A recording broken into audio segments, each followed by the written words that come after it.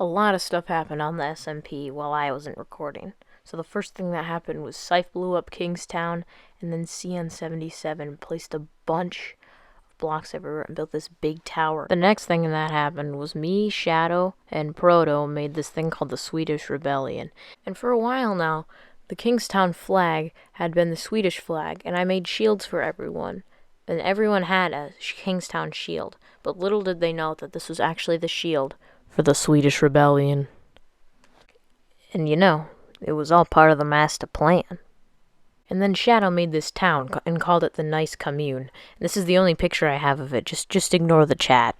Then we just ignored the idea of the Swedish Rebellion, and I moved with Cringy about 1,000,000 blocks away, and he called this town the Saruman City-State.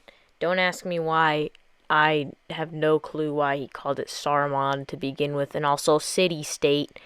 Bruh, there's a dash in between. What is this? And he built like this big eye thing on top. It's supposed to be the Eye of Sauron. Then Scythe discovered my secret base and looted many of my valuable chests. Then panic arose amongst Kingstown.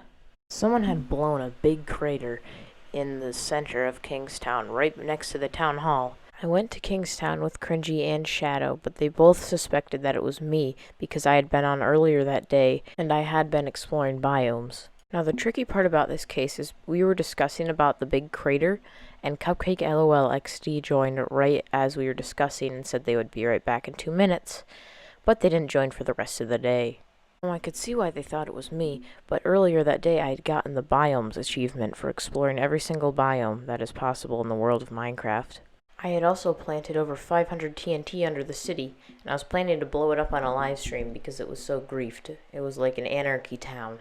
Another thought I had was that it could have been a creeper, but the thing about that is someone could have either ignited it, or it would have blown up when someone was inside of Kingstown.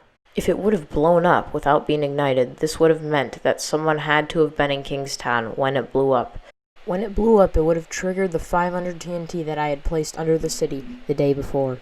Now I investigated the scene of the crime, and this would have been the spot where I would have blown it up on the live stream because I had a button and everything set up. Scythedog was a bit suspicious because he had blown things up before and he wasn't on at the time for the rest of the day. I questioned him about it on Discord, but he just said he was playing Roblox Survivor. It's ironic because Scythe said it couldn't have been him, even though he could have easily gotten on the SMP that day. I looked up to see if there was a way to look at the join logs to see who's joined your server, but all I saw was random crap that just showed up that didn't really help me at all. To this day, I still haven't found out who did it, but anyways, I also got a channeling trident with loyalty 3 on it, and I used it to get mob heads during a thunderstorm. And I had videos, but I don't know where the heck they are on my computer, so I just am gonna ignore that.